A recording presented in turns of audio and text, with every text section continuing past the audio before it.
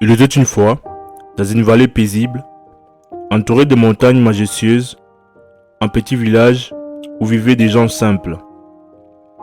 Au cœur de ce village s'est dressée une maison imposante, celle du riche marchand Maître Li. Réputé par sa sagesse et sa prospérité, un jour, un jeune homme nommé Tao, avide des connaissances et du succès, va trouver Maître Li pour lui demander les secrets de sa réussite. Le sage marchand, accueilli comme à son habitude, l'invita à s'asseoir dans son jardin luxuriant, parmi les arbres centenaires et les fleurs multicolores. Tao, la richesse ne réside pas seulement dans l'accumulation de biens matériels, mais dans la façon dont nous naviguons à travers la vie. Commençant, Maître Li d'une voix calme et apaisante. Viens, laisse-moi te conter une histoire.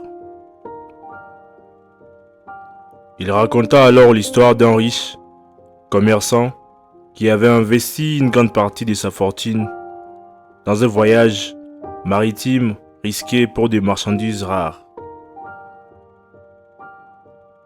Le jeune homme écoutait attentivement, suspendu aux lèvres du sage.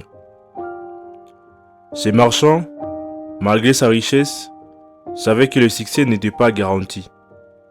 Mais au lieu de s'inquiéter du résultat immédiat de son investissement, il se concentrant sur le processus lui-même.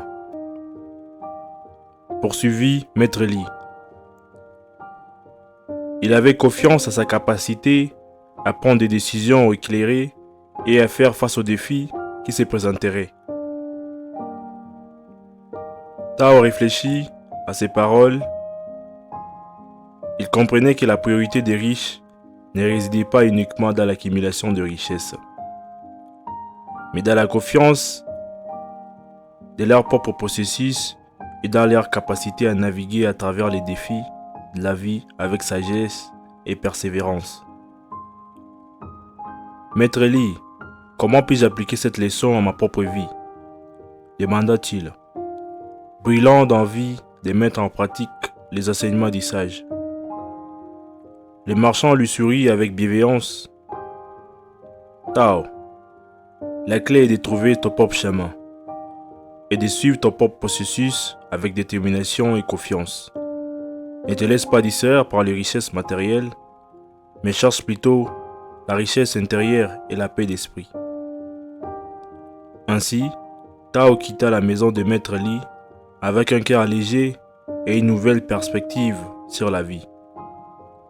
Il savait désormais que la véritable richesse ne se mesurait pas à biens matériels, mais en sagesse, à paix intérieure et à confiance à son propre chemin. Et c'est ainsi qu'il commença son voyage vers la véritable abondance.